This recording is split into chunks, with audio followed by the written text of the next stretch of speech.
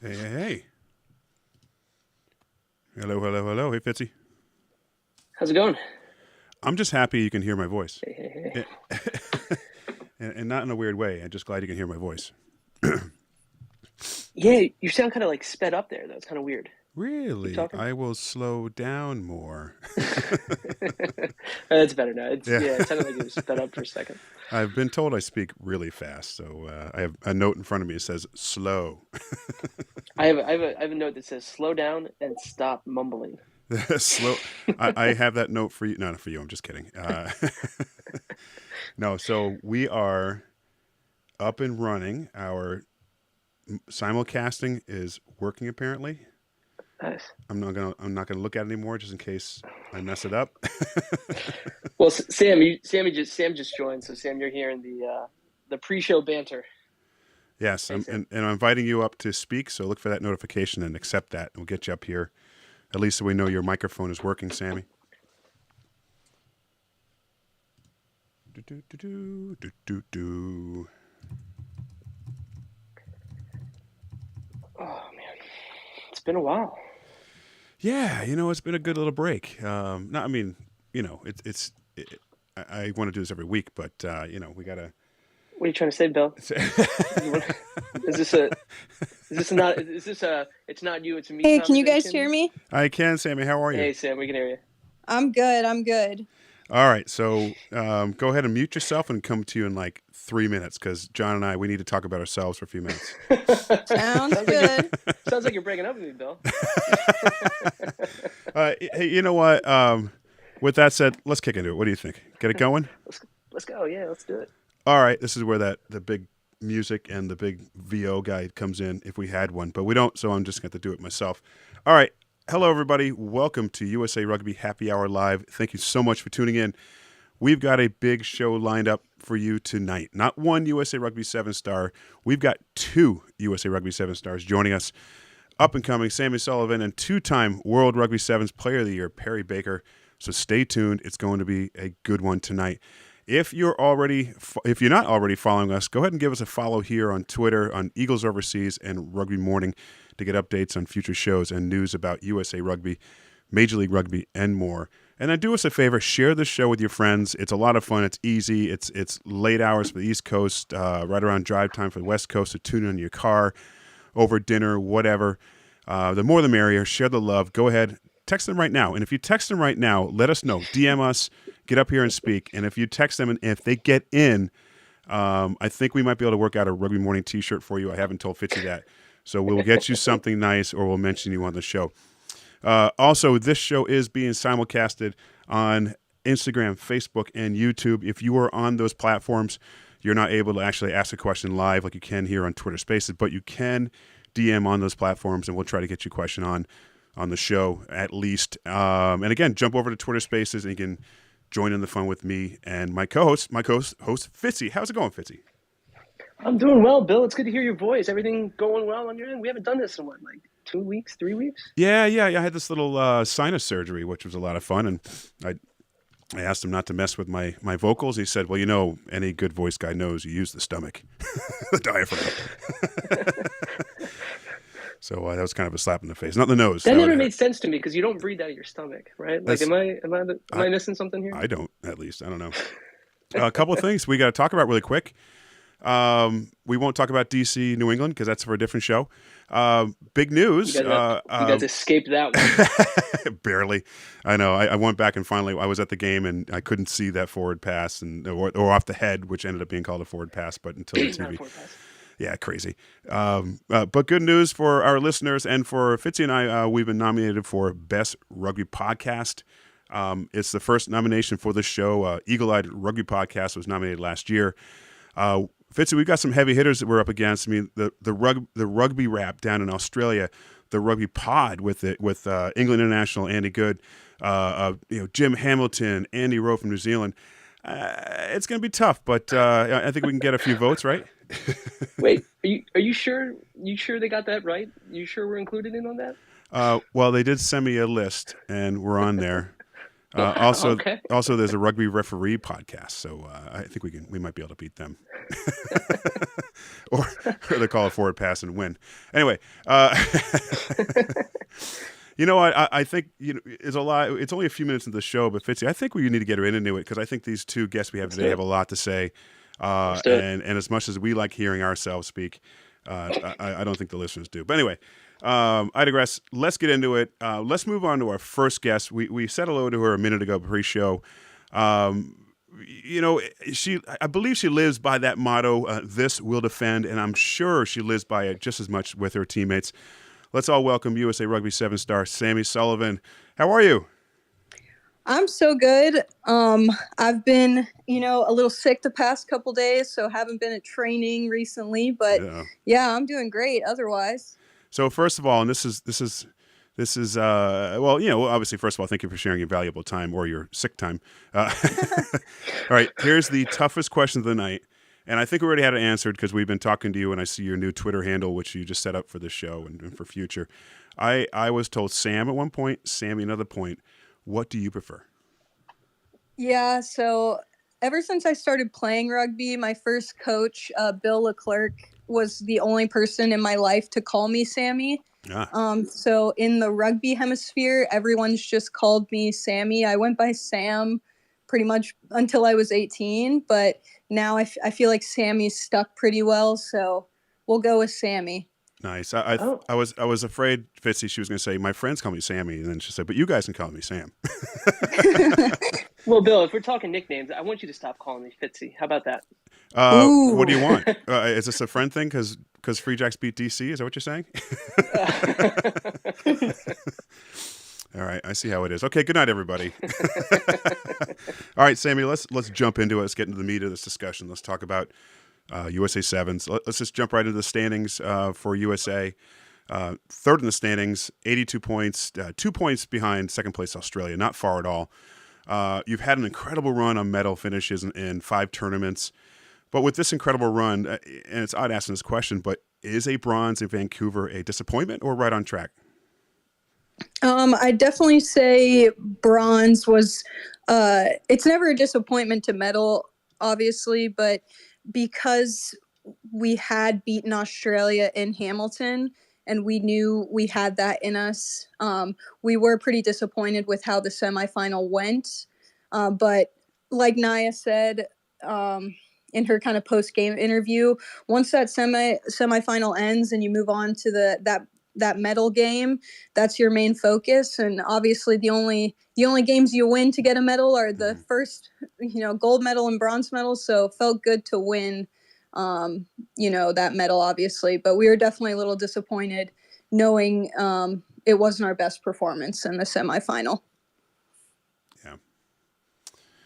Fitzy, I think we were talking earlier about the progress of the team so far, but, getting into the 2023 season, again, a silver and the 4 bronzes, what is it? What's the coaching staff and what are you guys working on to get over that hump and get that gold this season?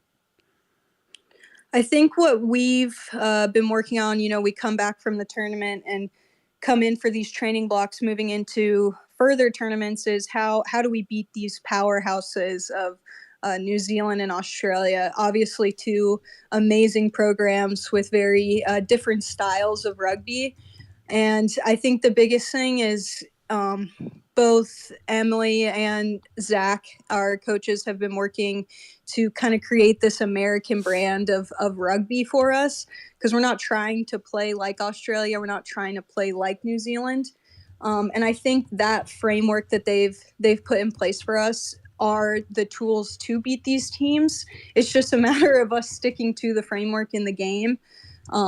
So we have all the tools we need. It's just kind of going back and seeing, how can we clean up a couple of penalties, unforced errors, things that people have always said, like, you need to play a perfect game to kind of beat these teams. And we're definitely capable of playing a near perfect game. It's just a matter of kind of cleaning up some of those things and sticking to the game plan. When Zach was on with us a while back, it was actually Steven. No, hold on. Ben Pickleman, was it? Yeah. Yes, thank you. I'll get it right eventually. He was talking about training with the squad. and how coach would have him play as certain players against you in these trainings. Is that ringing a bell? Yes, yes, that's a big part of our training. Actually, we very lovingly call them the dream team. But we get players like Pinky, Zach Test, Yeah. strength and conditioning coach for the men. Josh Snell has also been a part of the illustrious dream team. But it's super helpful to get these guys who are obviously very knowledgeable in the game, extremely fast, to kind of get out there and play a very similar game to Australia and New Zealand, because defense wins games. So yeah, we definitely have had a couple of practices against the dream team, and it's extremely helpful. Sammy, I want to talk a little bit about some of your teammates.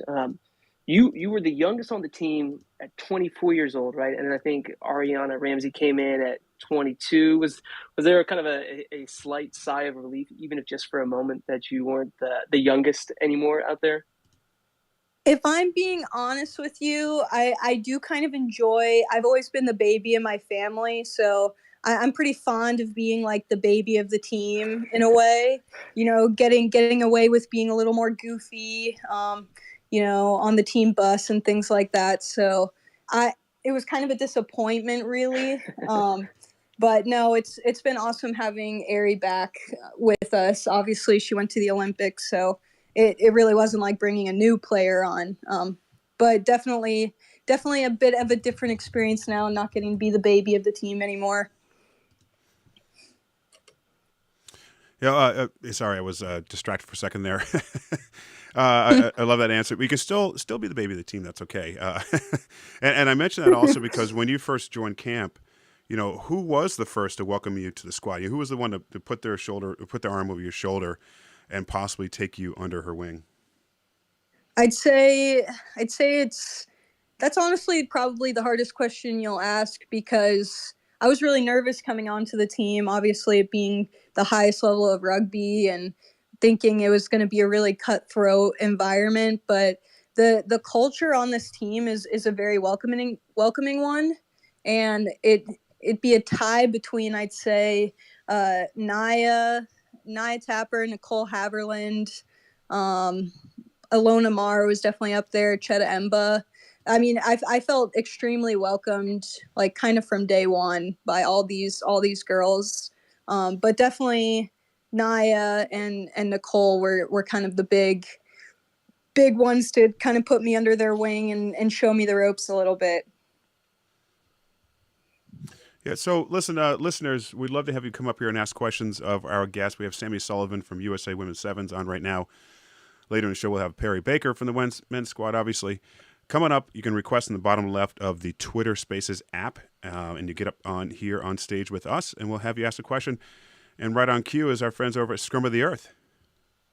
Hey, can you guys hear me all right? Yes, sir. Excellent. Ms. Sullivan, thanks so much for taking the time to do this. It's super exciting. What a great surprise. Thanks for taking my question. Am I okay to call you Sammy? Yes, definitely. Please. Love it. So I've become a huge fan of yours over the course of especially this current HSBC Sevens tournament. And, as a viewer, it feels like you and the rest of the Eagles just get stronger and better every single match. It's so much fun to watch.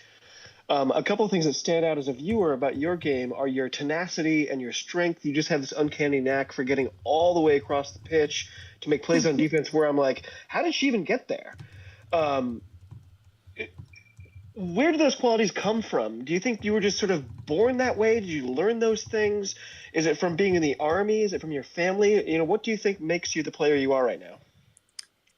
That is a great question. And I definitely would say probably my super strength on the team is just I just don't quit. And I may not be like the most skilled, obviously, but I always try to be like one of the hardest workers. And I'd say that definitely comes from my family. My dad is still active duty Army, and my mom is one of the strongest people I know. So definitely seeing their dynamic and what they do drove me. And then I think I had a little bit of a leg up being a twin. I have a twin brother, so there was always a bit of a healthy competition throughout my entire life. that I think we both just kind of push each other on the daily, even now, to just be, our best selves. So I think a part of it is just my family.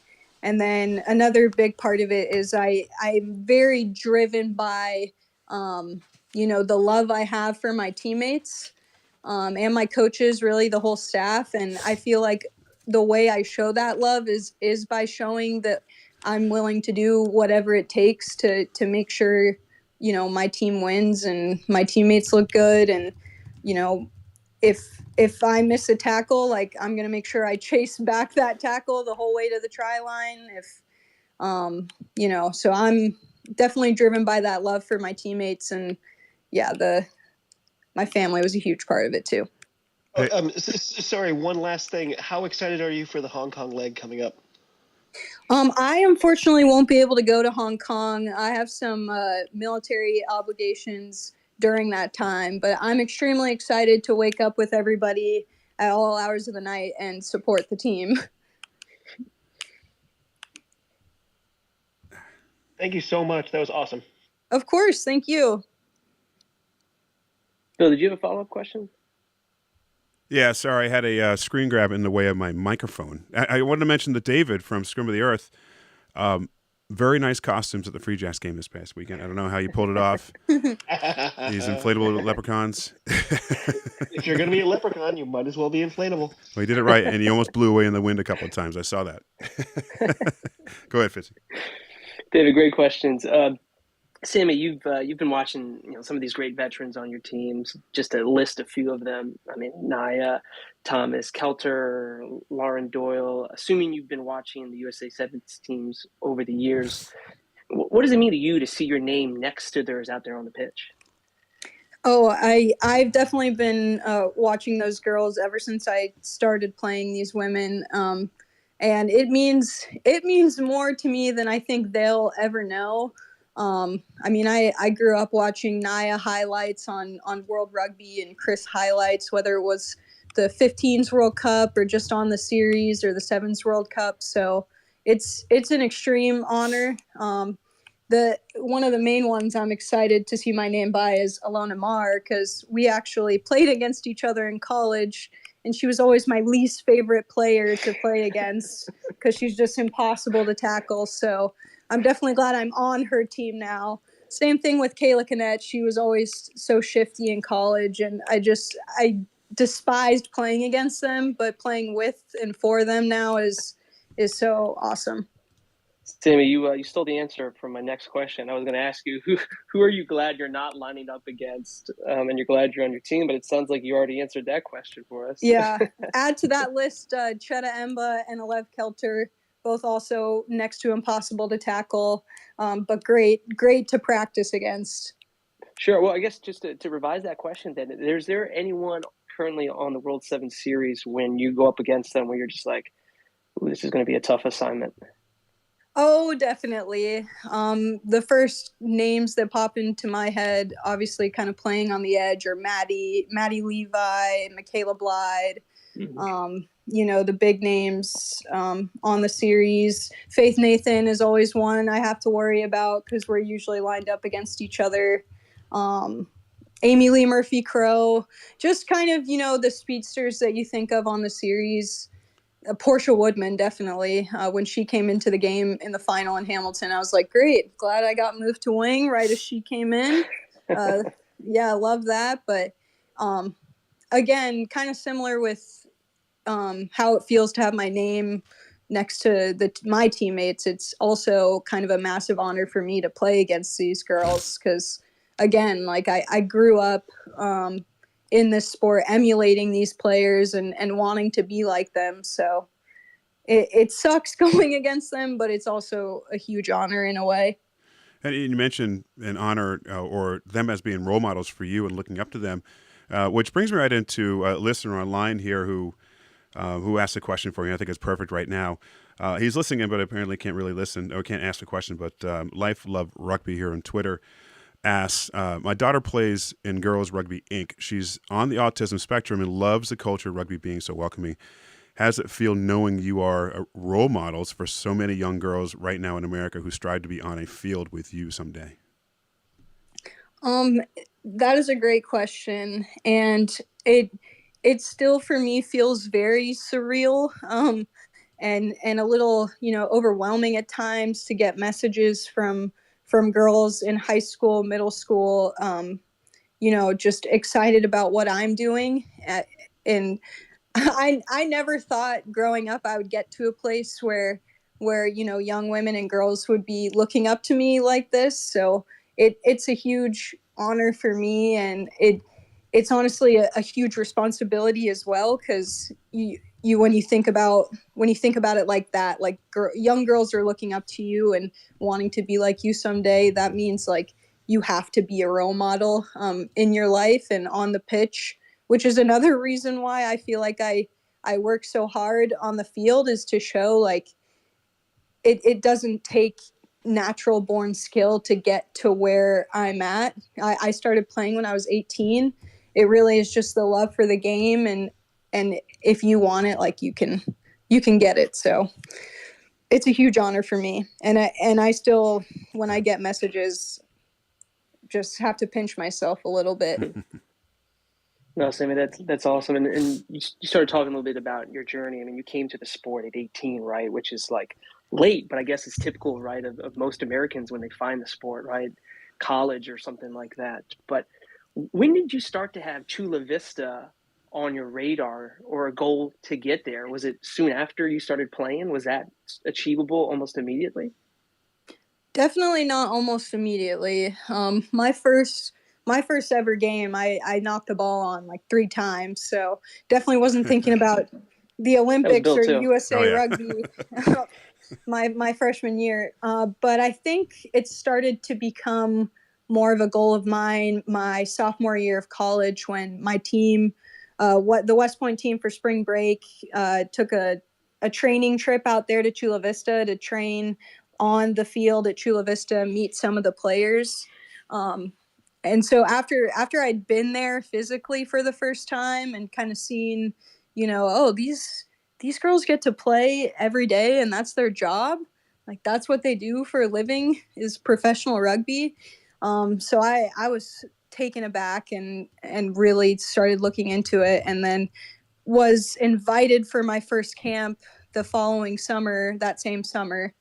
So that's when it kind of became on my radar, but it didn't feel real until I got the official invitation from M to come out my senior year. That December of my senior year, which it still doesn't feel real that I get to do this every day, but yeah, definitely came on my radar my sophomore year. Oh, very cool. Let's talk about the year 2022 for a second. I mean, that was quite the year for you, right? You made your debut with the 15s program in June of that year. How have you been able to make the transition back from sevens to 15s and then back again? Is that easy to do? I wouldn't say it's easy because, like you guys know, they are almost completely different games in terms of pacing, strategy, tactics. Obviously, catch, pass, and tackling transfer over, but I think I came in at a perfect time with the sevens program after having spent so much time in the WPL and then with the 15s program in New Zealand for a bit, because this summer leading into the World Cup, M and the team like really decided to bring it back down to kind of basic skills in the beginning of the summer, especially coming off like a big break for the rest of the team after the last HSBC series. So for me, it was kind of a perfect transition, just getting back into those basics, and then really kind of stepping stones, getting back into the framework and how the team operated. So it wasn't. It seems like it would be a crazy transition, but because of the time I came in with the team, it was kind of perfect. So looking back at last year's Rugby World Cup sevens, lost to France in the bronze medal final. We don't want to talk about that. But you made the USA Rugby squad even before playing in an HSBC World Sevens Series event. I don't really have a question. I just wanted to mention that because that's a really impressive note. I mean, that's impressive, right, Sammy? I mean, Oh, I'm not I, asking you to pat yourself on the yeah. back and anything like that, but I mean, that's tough without really getting on that big circuit and showing who you are. I mean, you obviously had some stuff before that. Yeah, definitely. I mean, uh, we were scrimmaging against each other. We scrimmaged against the Rhinos Hmm. Rugby Academy out here.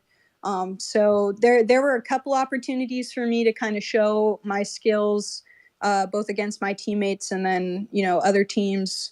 But I was very taken aback when that list got sent out, that I'd made that team. So it was a surprise to me, just as I'm sure it was a surprise to a lot of people seeing a rookie on that list. Well, you wore the uniform proudly for all of us. I appreciate that. So, again, listeners, we got about 6-7 minutes left with Sammy Sullivan from USA Rugby Sevens. Coming up, ask a question. You can do so by requesting the bottom left of the Twitter Spaces app or the Twitter app. Coming up, ask a question. In the meantime, Fitzy and I got some more. So let's talk world-class athlete program. And before I get into that, I do want to say thank you for your service. We do appreciate everything you do Oh, and thank you. everyone else there does. But with the world-class athlete program, it offers all members of the Army an amazing opportunity to compete in an Olympic sport. So other than that, for those who are not familiar with this program, tell us about the program and what it's meant to you.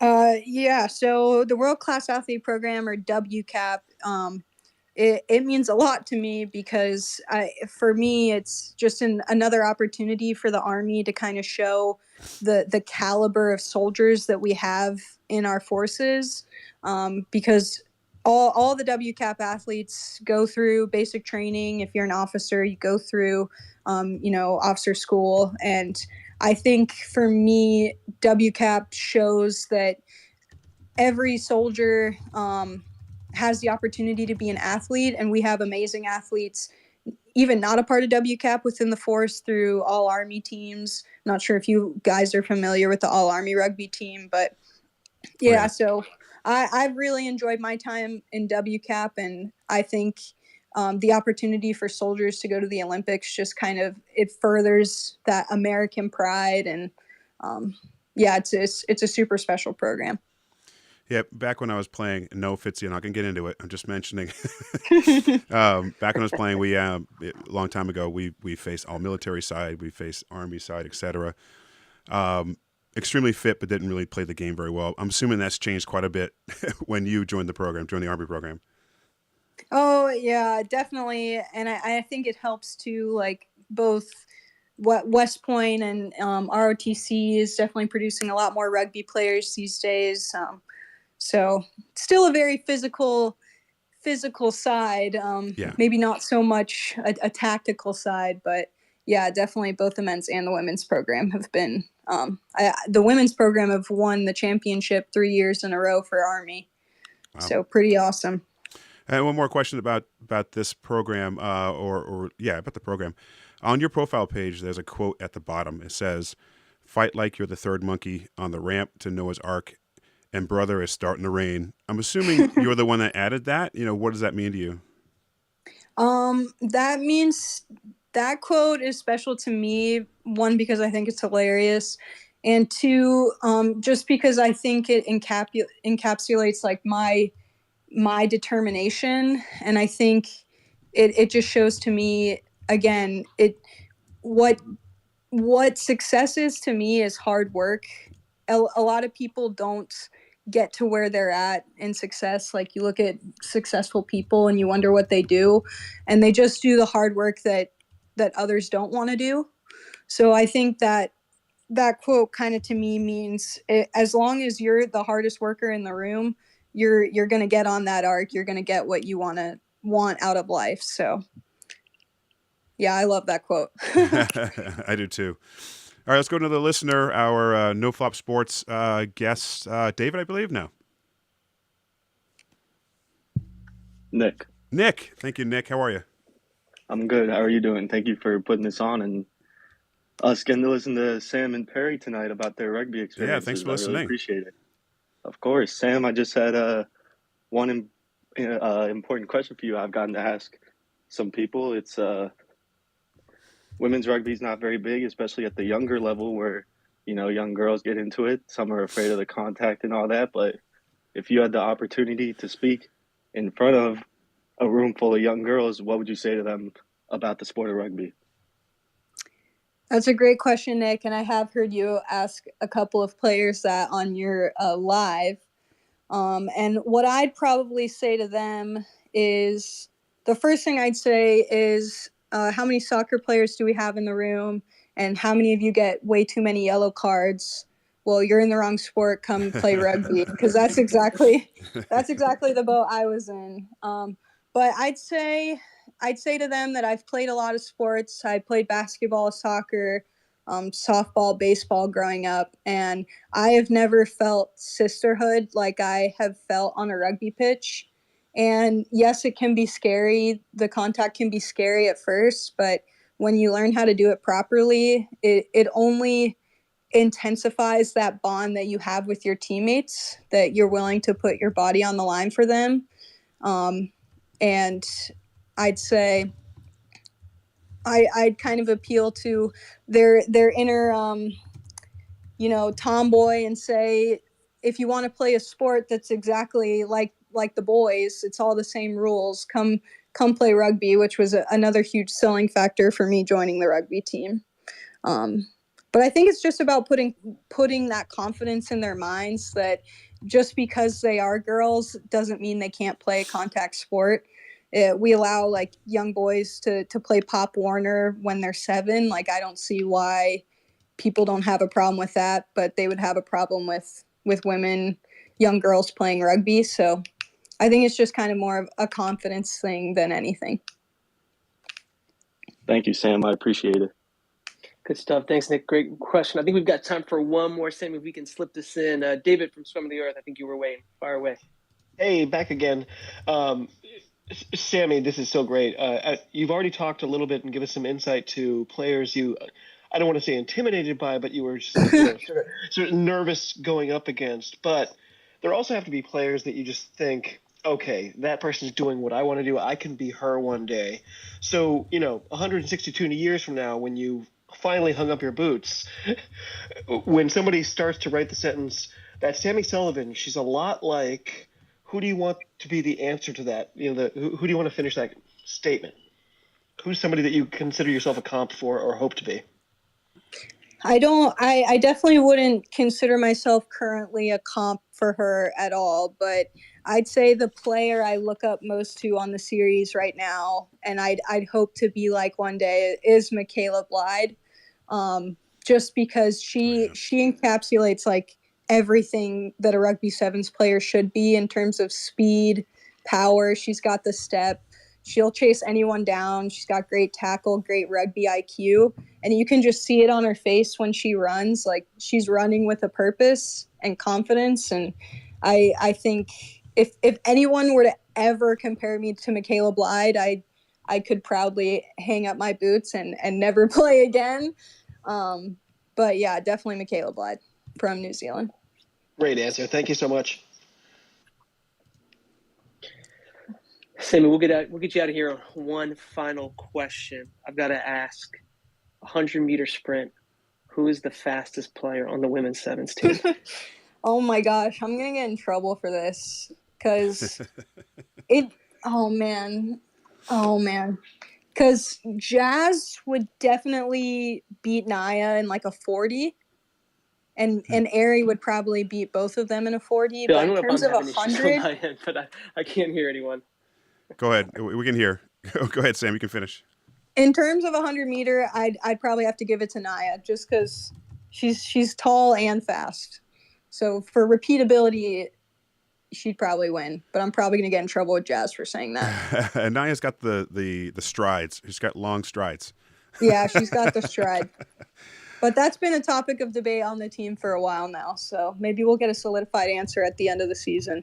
Yeah, probably so. We'll have to have a runoff. Maybe after you're feeling better in Toulouse, there'll be a pre-match sprint, maybe 100 meters. So how about that? Yeah, definitely. All right, Sammy Sullivan, thank you so much for your time. Again, I hope you feel better, and we're looking forward to seeing you in Toulouse. Thank you guys so much. Have a good rest of your night. Cheers. Thank you so much. Bye-bye. Bye. All right, everybody, that's Sammy Sullivan from USA Women's Sevens. If you missed that interview, you can tune in tomorrow for the podcast replay of that. But with that said, we need to move on. We have another guest right after her, and he's joined in, and he's ready to go. He's someone I have a lot in common with. I know if Fitzy could, if he hears me at all, he could give me a hard time. Okay, just our last names, but let's all welcome Perry Baker. Perry, how are you? I'm pretty good, man. How's it going? I'm good, man. What's going on? What's new? Not a whole lot, man. Just out running around. It's my wife's birthday today, so I'm like rushing to go to dinner with her in a minute. Oh, nice. Well, but that's the only thing about new right now. Everything else still the same, man. Still on the ground with this rugby thing. Yeah, of course. Actually, Perry, we have a lot more in common than you think. You grew up in the Daytona area. I went to college in Daytona. Where you went to college at? Embry-Riddle? I did. Oh, word. That's what's up, man. Yeah. Long time. I used to practice right at the Embry-Riddle fields. Oh, nice. Yeah. See, we probably we didn't play against each other. I'm a little older than you, but what club were you with down there? Daytona Beach Coconuts. It was a Coconuts. Yeah. Yeah, nice. And now, did you? I'm probably getting ahead of myself with the show here, but did you start your sevens with them or just 15s? No, I started sevens with them. Nice. Yeah. They saw you running somewhere. You're like, get him on the field.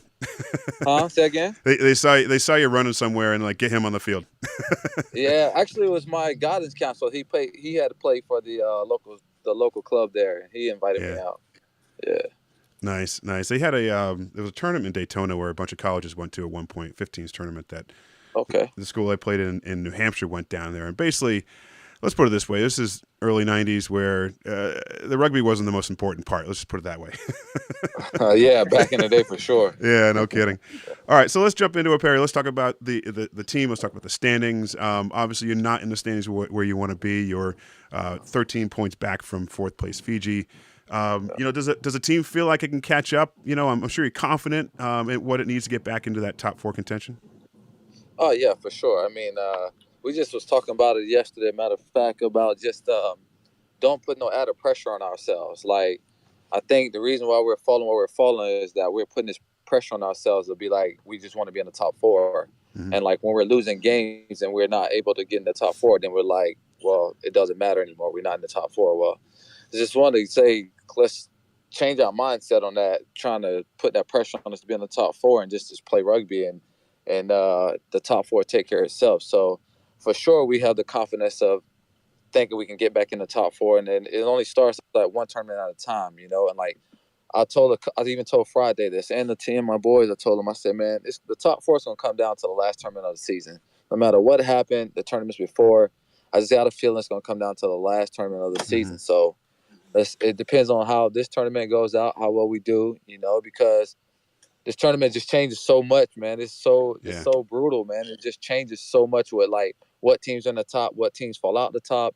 And like this next tournament, you have some of the teams that's in the top right now, they have to play amongst each other.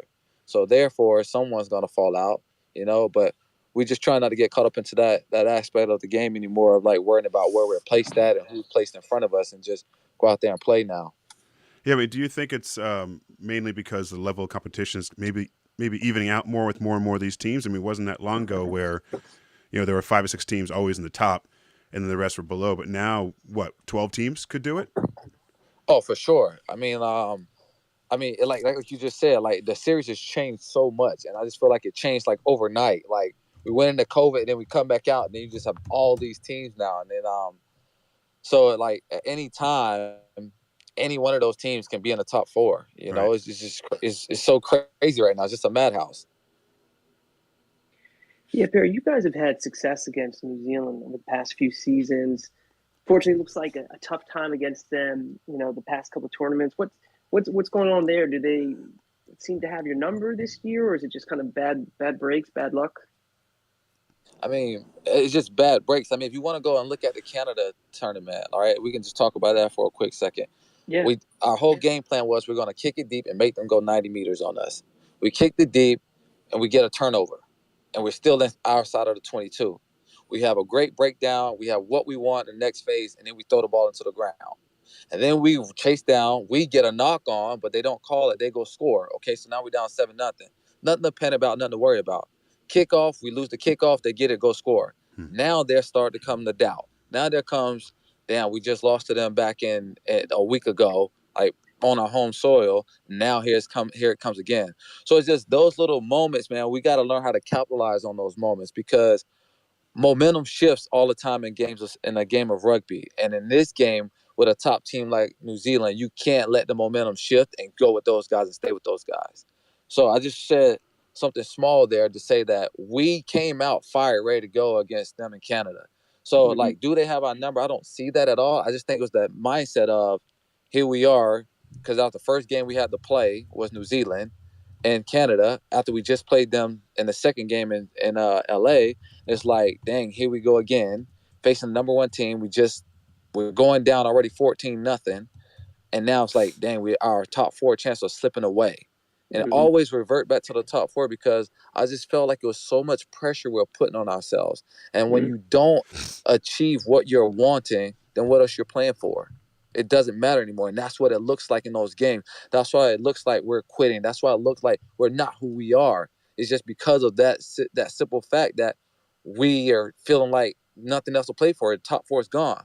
But then it's like, who are we? We still have a chance now. It's about character. So we turn around and we bounce back in the Samoa game, So it's like we still have the opportunity, still that chance. But it's just like, I wouldn't say they have our number. It's just how the cookie crumbled that day.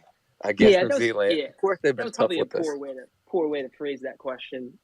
Because one, I'm just impressed by your recall of moments in games. I got to imagine watching it feels like a blur, but it seems so crystal in your mind.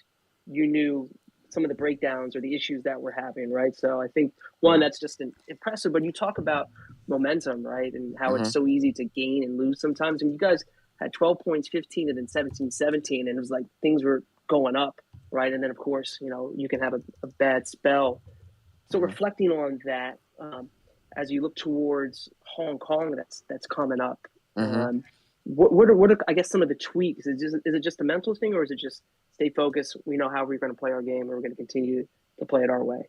It is a mental thing. Like, all of it's mental, So it's like, now it's like we just correcting the little things, like those little moments. And the big part is the momentum shifts. Like, we got to realize when we're getting the momentum, and how we can capitalize off when we're getting it, because we be in those moments so much and so many times, and we lose it.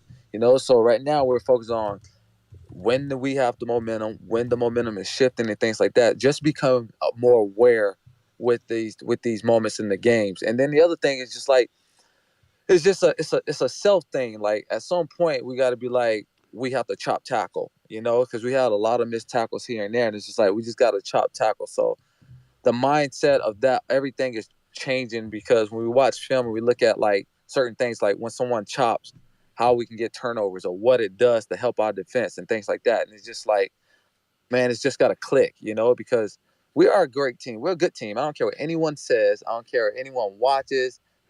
They're not there day in and day out to see the grind and what we do, and they're not there when we're actually playing these teams, and they're top teams, and we're in there, we're competing, and everyone just look at the outcome. The outcome never defines who we are or what we're about, and that's how we're getting defined, as who are as off the outcomes, So that's why I say we are a good team. I'm there with these guys day in, day out, the coaching staff, everyone. Like, we're grinding, we're putting the work in. It's just, in these games, I just feel like sometimes it comes where it can be overwhelming, just because of the aspect of what we're wanting and we're not achieving it. And that's when it becomes that self-doubt and everything like that.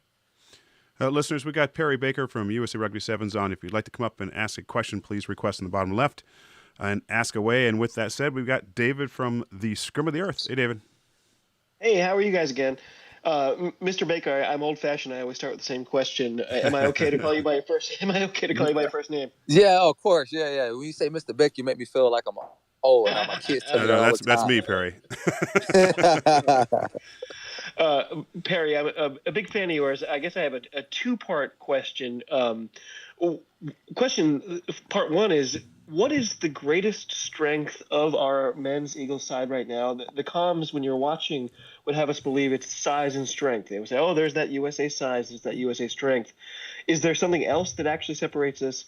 And I guess the second part is more like, if you had a magic wand and you could add one thing, an element to our squad right now to put us over the top, take on those top teams, what would that thing be? To answer your first question, if you look at teams that we're not really one of the biggest teams out there, to be honest with you. If you look at our team, like we're actually on the like in between kind of deal. I think what really separate us is that teams worry about is speed. And if you think about like if you look at the games and you think about how a lot of defensive plays now, they play that way probably because of USA sevens, like because of our speed. Like a lot of teams now play 7 up, and it's always a slide defense. So you're not running around when you got 7 people up and they're sliding all the time. So like our speed across the board, like you look at David Steele, he's a forward. David's like 230 pounds, 6'3", 6'4", like, and he can run. Like that's the difference with us. Like if you look at our backs from Kayvon, from Lucas, Camp to Malachi, they all have speed. They all can run, across the board. So I think that's the difference with us. And if you look at New Zealand, they're bigger than us across the board, And if you look at France has size in the forwards. Samoa has size in the forwards. But the other thing, if I had a magic wand, I'll take that wand, swirl it around, and give me a magic foot where I can kick off.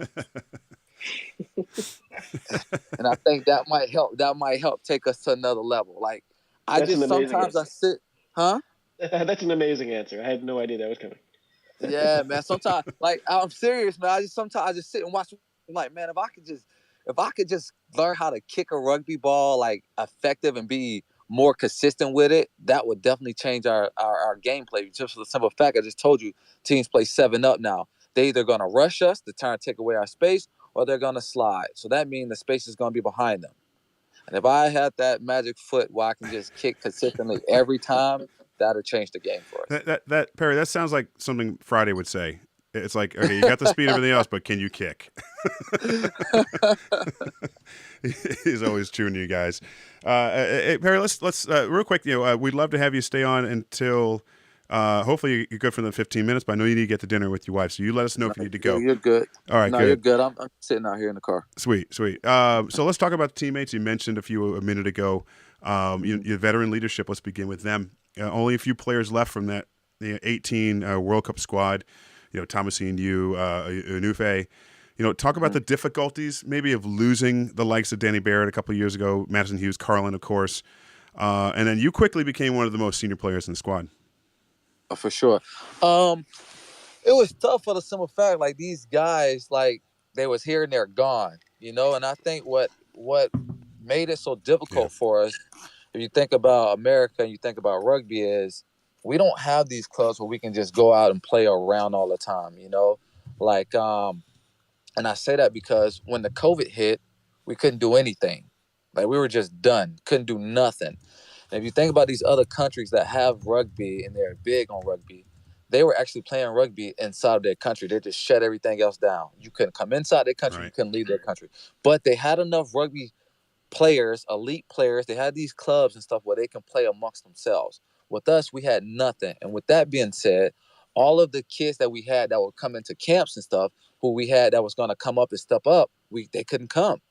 So that set us behind, So now when the likes of Danny Barrett, Madison Hughes, and these guys leave, we have these guys who are new stepping into a role that was like just given to them, because we had to fill these roles. So it was like you're trying to play on this high level of rugby and learn at the same time, which that's not going to happen. You just can't do that. You can't just come into a high level of sport and just think you're finna do well right off the bat, So that was the tough part for us. Like everything was a learning curve for us. Like the things you do in club rugby, you're not finna get by on the World Series with, and that was the big learning curve for us. And then just everything, like learning our system, like how to play the system, like Mm-hmm. knowing other teams, like what they do, and so that was like the big part of it. And so my role where I saw myself fall into it was be more of like because oh man, it was so hard for me because I was dealing with mental stuff at the same time, like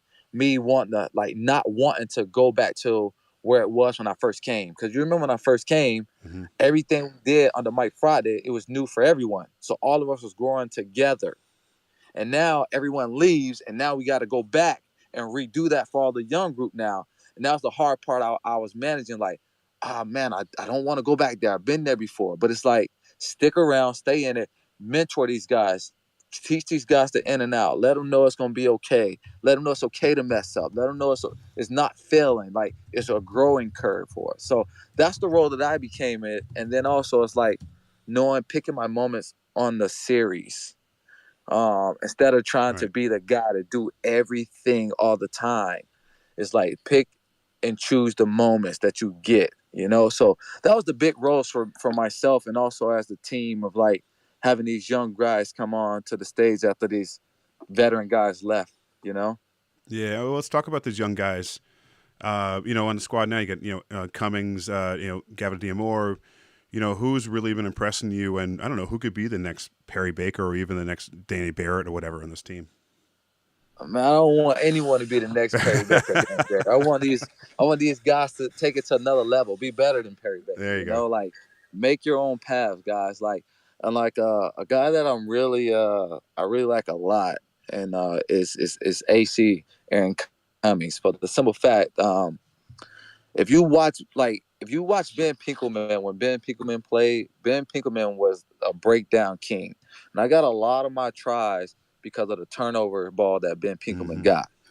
So with that being said, Aaron Cummings is a breakdown beast. Like he hunts for breakdowns. Like that's his go-to kind of deal. And like watching him just grow, like, and how much he wants this so bad, like him just learning his roles and things like that.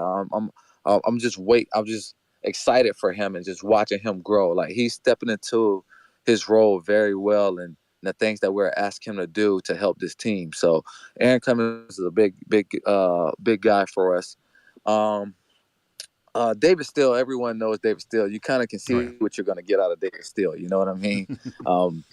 Powerful, big, fast, strong. You see the way he runs and the way he carries the ball. So you know what you kind of get out of David Steele on that aspect. Good, yeah. But yeah, we got quite a few new guys that's going to come in. I'm excited to see when these guys finish college and step into the roles and see what happens. And let's talk about the stops coming up. You were just at LA a few weeks ago. Wonderful weather. But when you look at LA, just I guess just thinking back, do you miss the Las Vegas Sevens, or LA's just fine? It's good. No, to be honest with you, I do not like LA at all. Oh, I feel like the fan base don't like LA, so they don't come. And we all know how it is to play in front of your fan base, and like to be on your home soil is electric, and it's so much fun, the atmosphere, everything. And then and the part that we play in the LA, I just feel like it's so far away from everything. Like having it in Vegas, you have the outside tournaments and everything, the function that was going on outside, which is so cool. And they played before our tournament started. And then when the inside tournament started, you get to watch rugby inside. And then it wasn't like an all-nighter thing. Even if it was all night, you still have Vegas where you can still go out and do stuff. I feel like in LA, it's so far away. People are afraid to go out and do stuff. I just don't feel like it's a good spot. And honestly, I feel like it should come down to Snapdragon is where it should move to, because it's right on the interstate. It's somewhere close. It's like I don't like LA, to be honest. Well, Perry, let's talk about another stop that's coming up into the month, Hong Kong. It's known to have a really good atmosphere, environment. I'll ask a rugby question in a moment, but how much fun is Hong Kong as the Hong Kong tournament? It's a lot of fun. It's tremendous. I love playing in Hong Kong.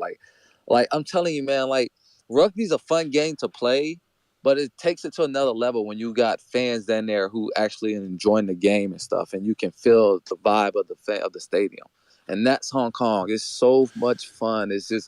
It's so, man, I'm telling you, like, you just, if you've never been, you should go, like, to experience it. And I always heard about Hong Kong when I first started, like, that's the grandfather of them all. Like, Hong Kong is so dope. And when you go there and you walk into that stadium and you can hear the crowd and just the feel is nice. Everything about Hong Kong is just so cool. And I enjoy it. So I'm looking forward to Hong Kong, and I feel like every time we play Hong Kong, we actually play well. So I'm hoping to bounce back after LA and Canada and Hong Kong. Well, Perry, that sounds like you're sending me a personal invitation. So I accept the invite and the airplane ticket and the hotel. Thank you very much. And I can't wait to see you out in Hong Kong at the end of the month. For sure. Say no more. I'm trying to work something out.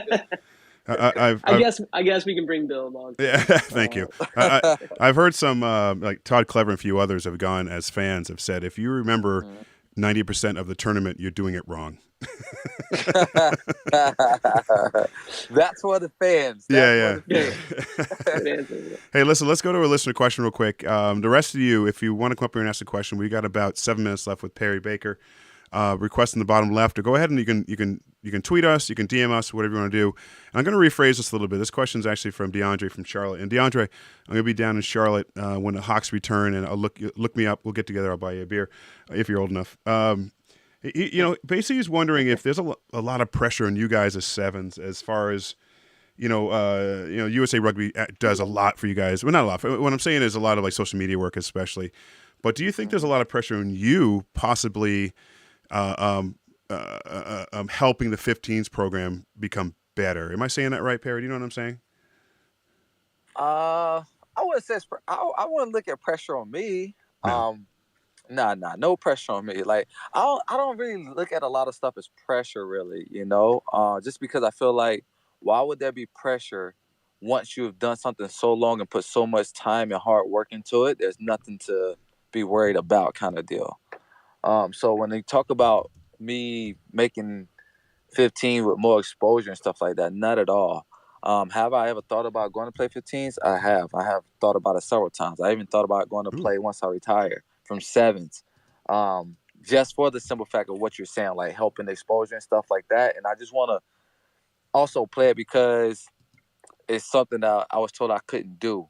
And when you're told you couldn't do something, you always want to prove people wrong and prove things wrong. And me and I get the whole aspect of 15 saying like, oh, you got to be so much bigger, blah blah blah. But when you think about sevens, we train so much day in and day out, and you have to be so fit. When you look at guys who go from sevens and play 15s, the first thing that they say is they're so fit, and they're everywhere. So I feel like everything was slowed down for me because I'm not doing sevens constant when I'm running 7 and 5K every day in and day out on a rugby pitch. So no, I don't look at it as pressure at all. And I like I said, I just feel like rugby is fun all the way around. So if I'm out there with boys who I'm grinding with, I'm going to enjoy it, Yeah. And I think I'm getting ahead of myself here because this is a later question, end of the show kind of question, but you just alluded to it. Any thoughts at all? How many more years you got left in sevens? Yeah, for sure. I'm Lord's willing, I'm pushing to 2024, and that's it, man. I'm hanging them up from World sevens. Olympics. Yeah, yep. That's the plan. I'm hanging it up from sevens after that. Nice. Yeah. Nice. All right, let's go to our listeners. Let's go to Nick. Hello, guys. Thank you for having me on again. Perry, I got a question. You just said 2024 might possibly be your last year. And I want to bring it back to something you said earlier about mentoring these younger players on the team. Mm-hmm. As a Florida boy myself, I want to see nothing but Florida rugby explode and take over in the country. I'm sure you've been paying attention down here. What's one thing you've liked recently that you've seen out of Florida? And what's one thing you think we need to change? Oh, man. Jeez. That's a good question. It's actually a tough question because I would say this is what I would say about American rugby, period. And this is any and everywhere. I would say the first thing we need to do is work on our skills of the game of rugby, period. Skills. Skills is everything. Once you get skills down, and and the skill, what helps you with skills too is just like the your IQ, the knowledge and stuff of it. So I think skills, that's why, like I told you earlier, if I had a magic wand to be able to kick, like if I learned how to kick forever ago, then skills and everything would be great for me. But like that's one of the things I struggle with is kicking the ball. And that's part of skills, that's part of rugby. So I would say, man, just if you for Florida to take over, man, our skills gotta be top A. Like they gotta be up there. If you go watch the top teams that's been at the top for so long, go check their skills out. Go check their skill level out. And it ain't just about being able to step or goose step. Go see how they can pass the ball, how they can kick the ball at any time. Like not one of them, not two of them, but 3 or 4 of them can do it. You know, and if you go back and look at South Africa, they were so good for so long because they backs could kick the ball at any given time, any of them, and they can pass the ball really well at any given time. And look at New Zealand, the same thing. So, and I'm saying this because these are the top guys. You look at Fiji; they ball handling skills are phenomenal.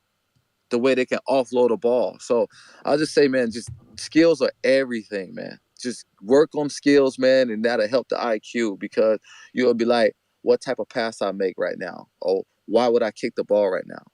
You know what I'm saying? So that's the only thing. That's the only advice I could give, man. But continue to play, and that's what I love about Florida right now. Like when I grew up, it was only 1 or 2 clubs that I knew of, and I see it growing so much there now. Like it's all over rugby. So continue to play. Just play rugby. And Nick, I believe what Perry's saying is in 2025 he will be the first signing for the Miami Sharks Major League Rugby. And you know what? When I saw that, the first thing I said, like I said I'm going like LeBron James. I'm taking my talents to South Beach. hey, you can come back anytime, Perry. You know that. Come back, whether you're playing or coaching. We'll welcome you back, man. Appreciate it, man.